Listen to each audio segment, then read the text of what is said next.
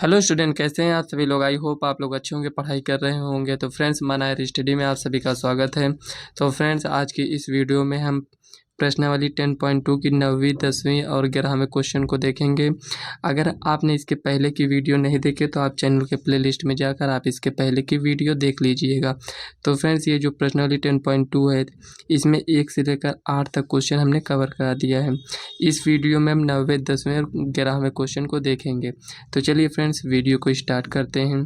तो इसमें दिया गया है ये 9वें क्वेश्चन में आकृति 10.13, ये आपकी आकृति इसमें बना है। इसमें कह रहा है मैं यक्स वाई तथा यक्स डैश वाई डैश, ये यक्स वाई और एक्स डैश वाई डैश। तो फ्रेंड्स, क्वेश्चन को आपको एकदम अच्छे से समझना है, उसके बाद इसको सॉल्व करना है। जब तक आप क्वेश्चन को नहीं समझे रहेंगे आप क्वेश्चन को नहीं सॉल्व कर पाएंगे। तो इसमें लिखा है ओ केंद्र वाले किसी वृत्त पर 2 समांतर स्पर्श रेखाएं हैं। मतलब कि ओ केंद्र वाले वृत्त पर 2 समांतर स्पर्श रेखाएं, मतलब ये एक्स वाई और एक्स डैश वाई डैश, ये आपकी समांतर रेखाएं हैं। उसके बाद देखिए इसमें कह रहा है और स्पर्श बिंदु सी, देखिए ये स्पर्श बिंदु सी पर स्पर्श रेखा ए बी, स्पर्श रेखा ए बी कहाँ पर है आपका, ये ए बी यक्स वाई को ए तथा यक्स वाई को ए बिंदु पर यहाँ पर तथा एक्स डैश वाई डैश को बी पर यहाँ पर बी पर प्रतिच्छेद करती है। सिद्ध कीजिए कि ए ओ बी 90 है। तो हमें ये सिद्ध करना है ए ओ पी, ये जो आपका ये इतना दिख रहा है ये आपका समकोण, हमें इसको सिद्ध करना पड़ेगा। तो चलिए एकदम अच्छे तरीके से इसको हम सॉल्व करेंगे। तो चलिए इसको हम कॉपी में कैसे सॉल्व करेंगे, इसको पहले फिगर बना लेते हैं। तो फ्रेंड्स, यहाँ पर देखिए हमने फिगर बना लिया है। अब इसमें आपको क्या सिद्ध करना था, तो फ्रेंड्स यहाँ पर आपका ए लिखा था, तो ए ओ यहाँ पर बी लिखा है, तो लिख देते हैं यहाँ पर, ये हो गया। तो इसमें आपको क्या करना पड़ेगा, इसमें आपको रचना करना पड़ेगा। रचना आपको ज़्यादा नहीं करना है, इसमें सिर्फ आपको यहाँ से इसको मिला देना है, बस ये इतना, ओ से सी को मिलाना है। तो हमें सिद्ध क्या करना है, ए ओ पी समकोण है, तो उसी को यहाँ पर हम पहले लिख लेते हैं। तो फ्रेंड्स यहाँ पर लिखेंगे सिद्ध करना है।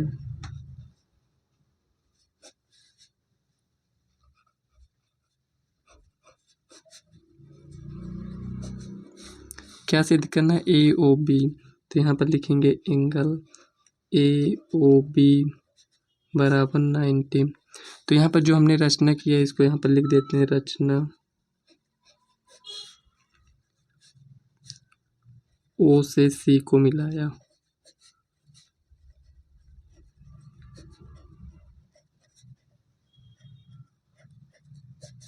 तो फ्रेंड्स इसको इसलिए मिलाए हैं क्योंकि यहाँ पर हमारा त्रिभुज बन जाए। जैसे ये आपका बन रहा है ना ए पी ओ, ये आपका त्रिभुज बन रहा है, मतलब एक ये वाला त्रिभुज बन रहा है, एक ये, इसमें देखिए एक ये बन गया, एक ये बना है। तो इसको चलिए नेम दे देते हैं यहाँ पर, इसको हम 1, इसको 2, इसको 3, इसको 4, इस तरह दे देते हैं। उस तरह रहेगा, बार बार लिखना पड़ेगा पूरे को। तो यहाँ पर देखिए हमें क्या दिखाना है, ए ओ बी, मतलब कि ये एंगल 2 और एंगल 3 को जोड़कर हमारा कितना आना चाहिए, 90 आना चाहिए। तो हम क्या करेंगे, इसमें सबसे पहले आपको 2 त्रिभुज लेना है, चाहे आप ये वाला दोनों त्रिभुज ले लीजिए, चाहे ये दोनों त्रिभुज। तो इसको हमें सर्वांगसम दिखाना पड़ेगा। तो चलिए त्रिभुज ये दोनों लेते हैं और इसको हम सर्वांगसम दिखाने का प्रयास करते हैं। तो यहाँ पर लिखेंगे त्रिभुज, कौन सा लेंगे, यहाँ से मान लीजिए लेते हैं ए पी ओ तथा त्रिभुज ए सी ओ में। अब इसमें ध्यान दीजिएगा, आप ए सी ओ लिए हैं, ए ओ सी यहाँ पर नहीं लिख सकते हैं, ये ध्यान दीजिएगा आप। तो यहाँ पर देखिए आप इसको सर्वांगसम दिखाना है, तो आप ये बताइए इसमें क्या क्या बराबर हम इसमें दिखा सकते हैं। क्या ये बराबर है ओ पी बराबर ओ सी, तो आप पाएंगे कि ये आपका वृत्त की त्रिज्या है, तो ये बराबर होगा, तो लिख दीजिए ओ पी बराबर ओ सी। यहाँ पर लिखना चाहते हैं तो लिख दीजिए वृत्त की त्रिज्या।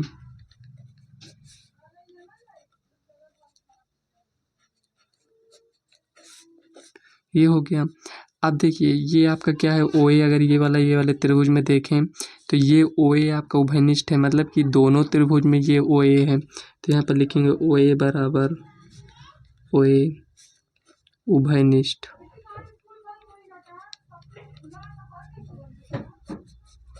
ये आपको यहाँ तक समझ में आया। अब आगे देखिए, और इसमें हम क्या बराबर दिखा सकते हैं, क्योंकि हमें सर्वांग सिद्ध करना है तो हमें बराबर दिखाना पड़ेगा। क्या ये AP बराबर AC हो सकता है? आप कहेंगे हाँ। क्यों हो सकता है? क्योंकि एक ही बिंदु से एक वृत्त पर स्पर्श रेखा खींचा गया है, इसी बिंदु से इसमें भी खींचा गया है, इसी बिंदु से इसमें भी खींचा गया है, तो ये AP बराबर AC होगा। तो यहाँ पर लिखेंगे AP बराबर AC। क्यों है? तो यहाँ पर लिख दीजिए प्रमेय 10.2। ये हो गया। अब देखिए, जब हम 3 दिखा दिए हैं तो ये भी भुजा, ये भी भुजा, ये भी भुजा, तो यहाँ पर लिखेंगे त्रिभुज। इसको अब सर्वांगसम कह सकते हैं। तो त्रिभुज APO सर्वांगसम त्रिभुज ACO। जब ये किससे है? ये यस सर्वांगसम नियम से। ये हो गया। तो फ्रेंड्स, जब ये सर्वांगसम हमने दिखा दिया इसमें, तो इससे क्या होता है, जब सर्वांगसम हमने दिखाया यहाँ पर, तो भुजा भी बराबर हो गया और कोण भी बराबर हो जाता है जब सर्वांगसम दिखा देते हैं। तो इसका मतलब ये हमें पता चला कि ये जो एंगल 1 है, एंगल 2, ये दोनों बराबर हैं। एंगल 1 बराबर एंगल 2, ये हो गया। क्यों बराबर है? तो यहाँ पर आप समझिए, जैसे कि AOP अगर हम लेते हैं AOP, तो यहाँ पर देखिए AOP, तो AOP बराबर होगा, मतलब कि देखिए यहाँ पर ये आपका समकोण हो गया है, यहाँ पर ये समकोण हो गया 90 है, तो यहाँ पर ये देखिए ये कोण इस कोण के बराबर हो जाएगा, ये कोण इस कोण के बराबर हो जाएगा, तो इतना हो गया। अब इसको दोनों को आप लिख सकते हैं जैसे इसको लिखे हैं, तो इसको बार बार लिखेंगे तो लंबा टाइम लग जाएगा, तो यहाँ पर आप लिख सकते हैं इसी प्रकार।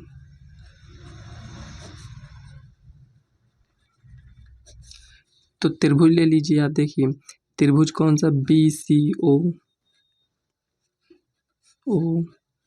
सर्वांगसम होगा त्रिभुज।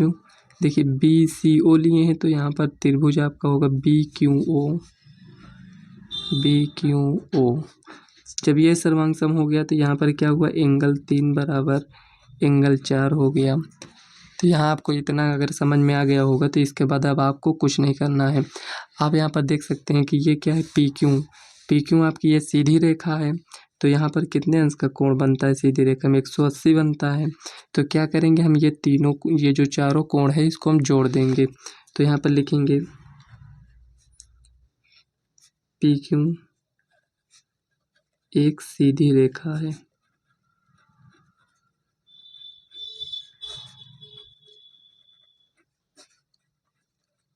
तो यहाँ पर आप जब सब कोण को जोड़ेंगे तो मतलब angle 1 plus angle 2 plus angle 3 plus angle 4 कितना होगा? ये आपका 180 होगा।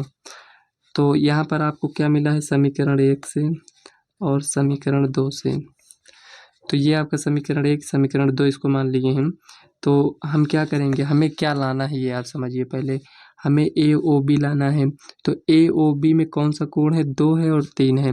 तो हमें 2 और 3 को रखना है यहाँ पर, मतलब 2 और 3 को रखना है और इसको हटा देना है दोनों को, एंगल 1 और एंगल 4 को। तो एंगल 1 की जगह पर हम क्या लिख सकते हैं? एंगल 2 लिख सकते हैं। तो चलिए लिख देते हैं, प्लस एंगल 2 है, एंगल 2 लिखा रहने दीजिए। 3 को नहीं हटाना है, लिखा रहने दीजिए। 4 की जगह पर हम क्या लिख सकते हैं? यहाँ पर एंगल 3। तो यहाँ पर लिखेंगे एंगल 3 बराबर कितना है? 180। अब देखिए इसमें ये 2 बार है तो, और इसमें भी है, तो मैं इसमें इसको इस तरह लिख सकते हैं, एंगल 2 प्लस एंगल 3 बराबर 180।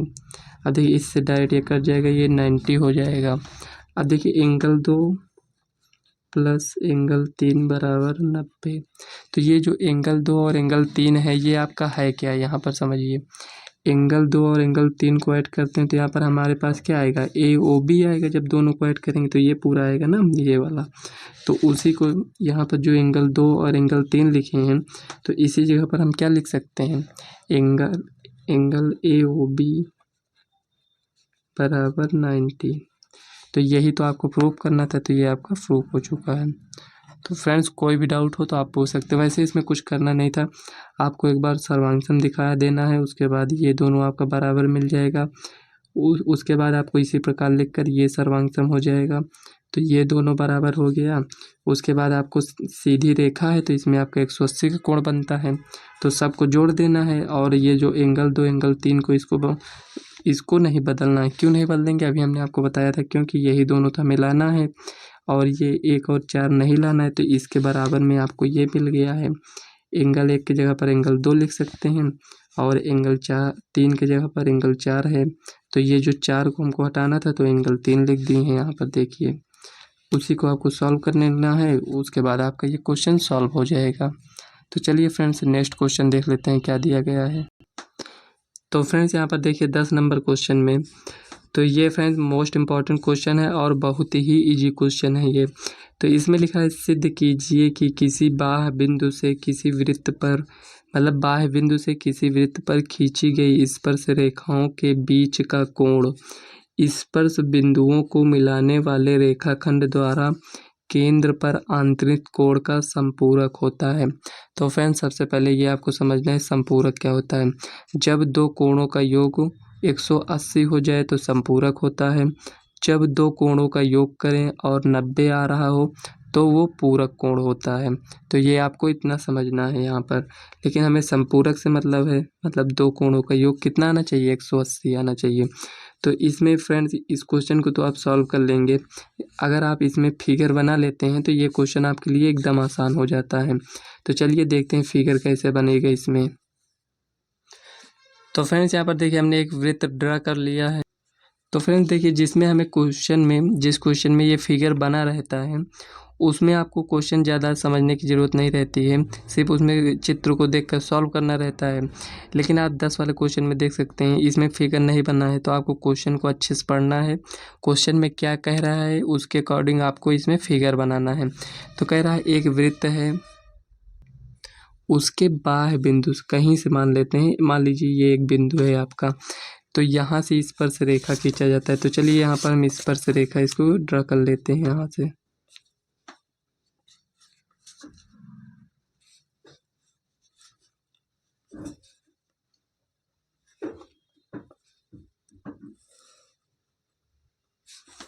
ये आपका स्पर्श रेखा हो गया। इसी प्रकार इस तरफ भी आपको ड्रा कर लेना है इसी प्रकार। तो ये देखिए फ्रेंड्स मान लेते हैं यहाँ पर ये स्पर्श बिंदु ये है, एक आपका स्पर्श बिंदु ये है। तो यहाँ पर आपका सेंटर क्या है, ये है। इसको हमें मिलाना पड़ेगा। तो चलिए इसको यहाँ से हम इसको मिला लेते हैं। उसके बाद इसको भी आपको मिलाना पड़ेगा। तो फ्रेंड्स इसको ड्रा करने के बाद अब आपको क्वेश्चन अच्छे से समझ में आएगा। तो इसको हम ओ नाम दे देते हैं, इसको पी, इसको क्यू, इसको आर, इस तरह नेम दे दिए। तो फ्रेंड्स क्वेश्चन समझिए आप क्या कह रहा था। क्वेश्चन में कह रहा था एक वृत्त है, उसके बाह्य बिंदु से वृत्त पर स्पर्श रेखा खींची गई है। तो यहाँ पर हमने स्पर्श रेखा ये ड्रा कर दिया। और क्वेश्चन में कह रहा है कि यहाँ जो कोण बनता है दोनों स्पर्श रेखाओं के बीच का कोण, और ये जो इस बिंदु से और इस बिंदु में ये जो केंद्र पर कोण बनता है ये वाला कोण, मान लेते हैं ये, इसको हम एंगल 1 नाम दे देते हैं, इसको एंगल 2 नाम दे देते हैं, ठीक। ये हो गया। तो ये दोनों कोण का योग कितना होना चाहिए, 180, मतलब कि संपूरक होना चाहिए। तो अभी हमने आपको क्या बताया था, जब दो कोणों का योग 180 हो तो वह कोण कौन सा होता है, संपूरक होता है। तो यही क्वेश्चन में आपसे कह रहा है कि एंगल 1 और एंगल 2 को जब हम जोड़ें तो ये आपका 180 आना चाहिए। तो चलिए फ्रेंड्स इसमें हमें जो सॉल्व करना है उसको लिख लेते हैं और जो दिया गया है उसे यहाँ पर लिख लेते हैं। तो फ्रेंड्स यहाँ पर देखिए we know that angle P और एंगल आर ये दोनों ये बराबर होगा। किसके बराबर होगा, 90, मतलब कि ये जो वृत्त की स्पर्श रेखा और त्रिज्या के बीच का कोण जो बनता है ये आपका 90 के बराबर होता है। ये भी और ये भी होगा। तो ये कैसे हुआ यहाँ पर लिख सकते हैं आप प्रमेय 10.1 से, ये इस प्रकार। तो यहाँ तो हमें ये इतना पता चल गया। अब इसको हमें सिद्ध करना है। तो यहाँ पर आप देख सकते हैं, क्या ये आपको चतुर्भुज समझ में आ रहा है। यहाँ पर अगर ये सबको देखें तो ये आपको एक चतुर्भुज दिख रहा है। तो यहाँ पर लिखेंगे चतुर्भुज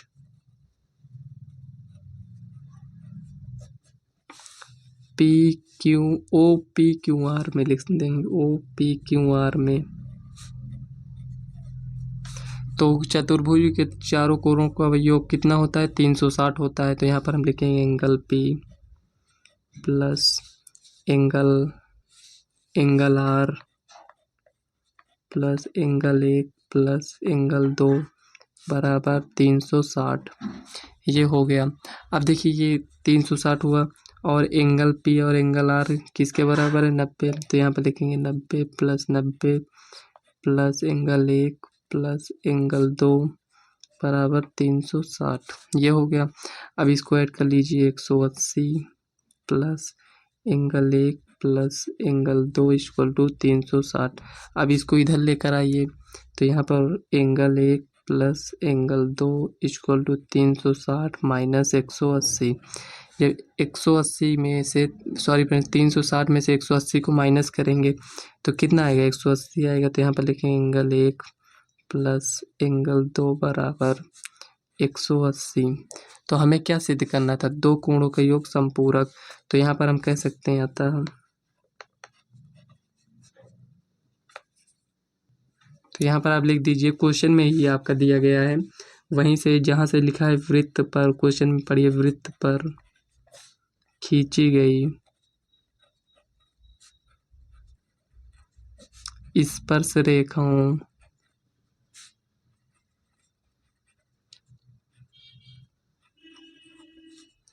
के बीच का कोण, स्पर्श रेखाओं के बीच का कोण मतलब ये रेखाओं के बीच का कोण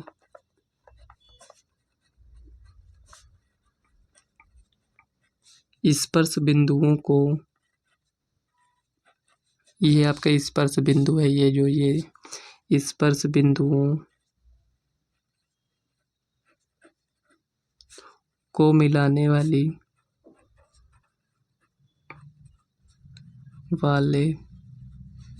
रेखाखंड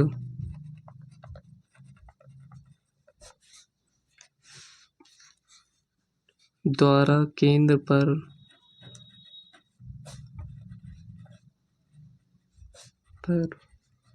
आंतरिक कोण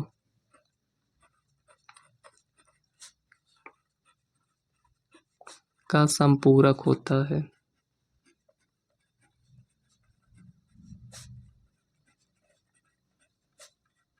तो फ्रेंड्स ये जो लिखे हैं इसको अपने तरफ से नहीं लिखें, ये आपके क्वेश्चन में ही यहाँ तक दिया है इस तरह कि वृत्त पर खींची गई। ये आपसे पूछ रहा था, जब आपने इसको बता दिया तो ये आपको इतना लिख देना होगा, बस ये क्वेश्चन आपका प्रूफ हो चुका है।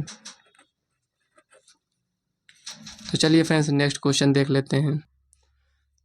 तो यहाँ ये 11वां क्वेश्चन देखिए फ्रेंड्स, सिद्ध कीजिए कि किसी वृत्त के परिगत समांतर चतुर्भुज समचतुर्भुज होता है। कहने का मतलब ये जो वृत्त के परिगत चतुर्भुज बना होता है वो समांतर चतुर्भुज समचतुर्भुज होता है, हमें ये सिद्ध करना है। तो चलिए फ्रेंड्स बहुत इजी क्वेश्चन है और ये क्वेश्चन आपका पेपर में हर साल लगभग पूछा जाता है। तो फ्रेंड्स इसी टाइप के छोटे छोटे क्वेश्चन रहते हैं जो पूछ लिया जाता है और आप लोग क्वेश्चन को छोड़ देते हैं। तो जब ये आप 1-2 बार क्वेश्चन को सॉल्व किए रहेंगे तो खुद ही आपको समझ में आ जाएगा। तो चलिए फ्रेंड्स अब हम आपको एकदम आसान तरीके से बताएंगे। तो फ्रेंड्स यहाँ पर हमने फिगर बना लिया है, फिगर के माध्यम से हम आपको समझाने का प्रयास करेंगे। इसमें कह रहा है कि ये जो आपका बना है इसमें ABCD, ये जो चतुर्भुज बना है ये आपका क्या है, ये समांतर चतुर्भुज है। तो हमें ये सिद्ध करना है इसमें कि ABCD ये समचतुर्भुज है, मतलब कि हमें ये तो पहले से बता दिया गया है कि ABCD ये जो दिया गया है एक समांतर चतुर्भुज है, लेकिन हमें सिद्ध क्या करना है कि ABCD एक समचतुर्भुज है। तो जब ABCD एक समांतर चतुर्भुज, ध्यान से समझिएगा, ABCD जब हमें एक समांतर चतुर्भुज बोला गया तो इसका मतलब ये हुआ कि AB समांतर होगा CD के और AD समांतर होगा BC के। ये तो मान लीजिए हमें क्वेश्चन में दिया गया है, ये समझ लीजिए। और हमें सिद्ध क्या करना है, AB बराबर BC बराबर CD बराबर AD। समचतुर्भुज का मतलब ये हुआ कि सब भुजाएं हमें बराबर दिखाना है। तो चलिए जो दिया गया है उसे लिख लेते हैं, जो हमें सिद्ध करना है उसे भी यहाँ पर लिख लेते हैं। तो फ्रेंड्स यहाँ पर आप देख सकते हैं हमने लिख लिया है, जो दिया गया है ABCD एक समांतर चतुर्भुज है, मतलब कि AB समांतर होगा CD के और AD समांतर होगा BC के। और यहाँ पर सिद्ध क्या करना है, ABCD एक समचतुर्भुज है, मतलब कि AB बराबर हो BC के और BC बराबर, मतलब इसी को हमें सिद्ध कर देना है इतना। अगर हम इतना दिखा देते हैं तो ये क्वेश्चन आपका सॉल्व हो जाएगा। तो इसको सॉल्व करने के लिए हम क्या करेंगे, यहाँ पर लिखेंगे हल। अब इसमें देखिए फिगर को देखिए, इसमें क्या करना है, आपको ये पता होगा कि ये जो बिंदु दिया गया है, मतलब ABCD, ये जो बिंदु दिया गया है, इससे इसमें क्या खींचा गया है, स्पर्श रेखा। मतलब ये देखिए DS और DR ये क्या होगा, बराबर होगा। CR CQ बराबर होगा, BP BQ के बराबर होगा। उसी प्रकार यहाँ पर AP AS के बराबर होगा। ये तो आप इसके पहले भी क्वेश्चन में सॉल्व कर कर देख चुके हैं, तो वही इसमें आपको लिखना पड़ेगा। तो फ्रेंड्स यहाँ पर देखिए जो AB समांतर CD है और AD समांतर BC है, यहाँ से हमें क्या मिला, AB बराबर होगा CD के और AD बराबर होगा BC के। ये हो गया, इसको हम समीकरण 1 मान लेते हैं, ये हो गया। अब इसमें आपको क्या करना है, यहाँ पर ये जो दिया गया है, मतलब AS बराबर AP, इसको आपको लिखना पड़ेगा। तो यहाँ पर देखिए कैसे लिखते हैं इसको। हमने आपको इसके पहले वाले क्वेश्चन में ये बताया था, अगर यहाँ पर AP आया है तो P, और अगर इसके बाद भी BP, जैसे ये BP लिखेंगे तो ये आपका एक साइड होना चाहिए। तो सबसे पहले मान लीजिए हम यहाँ से आप कहीं से भी स्टार्ट कर सकते हैं। तो यहाँ से चलिए हम इसको स्टार्ट करते हैं। देखिए AP या AS है, तो यहाँ पर लिखेंगे AP बराबर AS,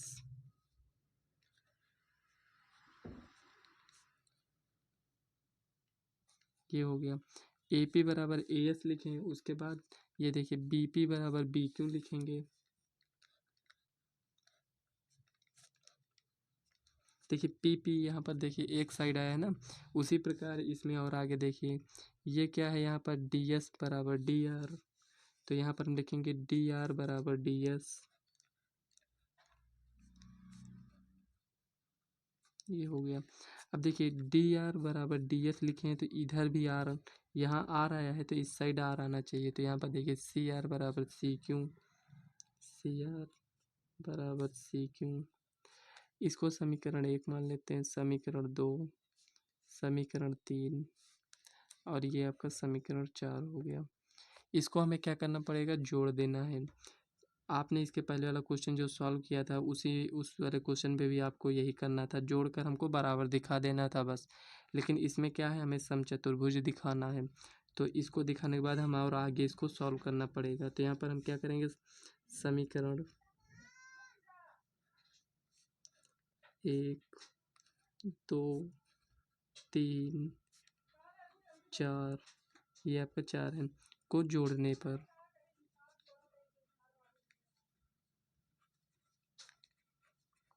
अब देखिए दो सबको हम जोड़ देते हैं। यहाँ पर AP प्लस लेफ्ट साइड का लेफ्ट साइड वाले से जोड़ेंगे, राइट साइड को राइट साइड वाले से जोड़ेंगे। तो यहाँ पर BP plus DR plus CR equal to लगा देते हैं। तो AS plus BQ plus DS plus CQ। तो फ्रेंड्स ये जो एक साइड लिखा है, मतलब AP देखिए एक साइड आया है, DR एक साइड आया है। इसमें भी देखिए यस एक साइड आया है, क्यों एक साइड आया है। अगर आप इसको इस तरह नहीं लिखेंगे तो आपका क्वेश्चन बहुत ज़्यादा लेंदी हो जाएगा, हो सकता है आगे आप सॉल्व भी ना कर पाएँ। तो यहाँ पर देखिए AP और BP इसको हमें जोड़ना है, इसको अब जोड़ दिए हैं। तो यहाँ पर देखते हैं कि 2 को जोड़ने के बाद हमें क्या मिलता है। यहाँ पर देखिए क्वेश्चन से हम देखेंगे, यहाँ पर देखिए AP है और ये BP है। अगर हम AP और BP को जोड़ते हैं तो हम क्या लिख सकते हैं, AB। तो उसी प्रकार यहाँ पर देखिए AP और BP को ऐड करते हैं तो यहाँ पर हम क्या लिख सकते हैं, AB। उसी प्रकार DR और CR को हम ऐड करेंगे तो हम लिख सकते हैं यहाँ पर CD इक्वल टू AS और AS, यहाँ पर DS, ये दोनों को ऐड करेंगे तो हमारे पास आएगा AD प्लस, ये दोनों ऐड कर चुके हैं। अब ये दोनों देखिए BQ और CQ को ऐड करेंगे तो हमारे पास आएगा BC। ये इतना मिल गया। अब देखिए इतना तो हमें इसको प्रूव नहीं करना था, हमें लाना क्या है ये समझिए। हमें तो ये लाना है, लेकिन हमारे पास आया क्या, ये आया है। तो हम क्या करेंगे, यहाँ पर समीकरण एक से, ये जो आपका समीकरण एक माने हैं, तो ए बी की जगह पर हम क्या लिख सकते हैं, सी, मतलब यहाँ पर सी डी की जगह पर हम ए बी लिख सकते हैं। तो आप सोच रहे होंगे हम ऐसा क्यों लिखेंगे, तो फ्रेंड्स यहाँ पर आप समझिए, हमें क्या करना है, ए बी बराबर सी डी ये पता है, और ए डी बराबर बी सी है ये हमें पता है पहले से। तो हमें समचतुर्भुज दिखाना है तो हमें सब भुजाओं को बराबर दिखाना पड़ेगा। तो ये जो आपका दिया है इसके बराबर है, ये जो दिया है इसके बराबर है। अगर हम ऐसा कर दें कि ये जो इसके बराबर है, अगर इसको मतलब ए बी और बी सी को बराबर दिखा दें, मतलब एक दूसरे को, चाहे आप इसको बराबर दिखा दीजिए, मतलब अपोजिट वाले को दिखाना है। जो पहले से बराबर दिया है उससे नहीं मतलब है हमें अपोजिट वाले को, जैसे इसमें ये बराबर हमें नहीं दिया है तो इसी दोनों को हमको बराबर दिखा देना है। चाहे आप ये भुजा लेकर बराबर दिखा दीजिए, नहीं तो इसको बराबर दिखा दीजिए, नहीं तो इसको बराबर दिखा दीजिए, नहीं आप इसको मतलब किसी को भी आप बराबर दिखा सकते हैं, लेकिन आपको अपोजिट वाला ही दिखाना है। तो चलिए हम एक को बराबर दिखा देते हैं। इसमें क्या करेंगे, हम यहाँ पर लिखेंगे समीकरण एक से। तो देखिए ए बी लिखा है, ए बी की जगह पर सी डी की जगह पर हम क्या लिख सकते हैं, यहाँ पर ए बी लिख सकते हैं। तो यहाँ पर लिखेंगे A B plus A B बराबर, यहाँ पर क्या लिखा है, ए डी लिखा है, यहाँ पर क्या लिखा है, बी सी लिखा है। तो बी सी की जगह पर हम क्या लिख सकते हैं, ए डी लिख सकते हैं। तो यहाँ पर लिखेंगे A D plus B C की जगह पर ए डी। तो यहाँ पर 2 है तो 2ab बराबर 2ad, 2 से 2 कैंसिल। अब देखिए हमने आपसे क्या बोला था, ए बी बराबर ए डी। अब देखिए अपोजिट में हमें क्या मिल गया, ए बी बराबर ए डी, मतलब कि यहाँ पर आप देखिए फिगर में ए बी बराबर हमें क्या पता था, सी डी पता था, लेकिन हमने क्या दिखा दिया, ए बी बराबर ए डी। तो इसी प्रकार सब होंगे। तो यहाँ पर हम लिख सकते हैं, यहाँ पर लिखेंगे इसी प्रकार,